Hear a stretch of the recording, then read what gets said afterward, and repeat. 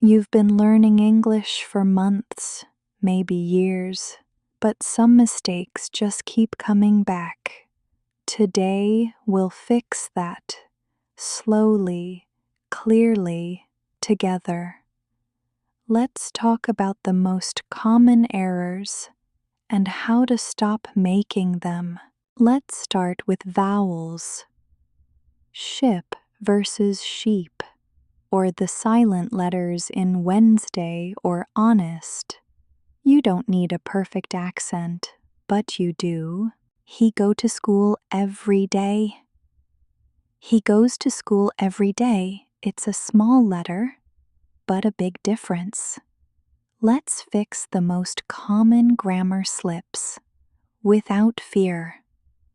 I assist to the meeting. We say, I attended the meeting. False friends, missing words, or words used the wrong way. Let's explore some of the most tricky ones. Mistakes happen, but the more you read, listen, and speak, the more they disappear. English is not just a subject, it's a habit. Practice makes fluent. Don't be afraid of mistakes. Learn from them. Keep listening, keep speaking, keep going. You're not alone, and every time you fix one little mistake, you grow. See you in the next episode. Let's take a breath.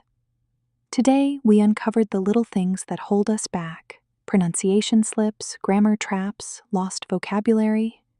But the truth is, you're already on the right path. Learning a language takes time, patience, and heart.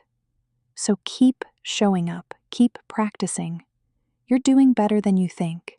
If something resonated with you today, leave a comment. Share your struggle or your progress. Let's grow together. And remember, fluency isn't perfection.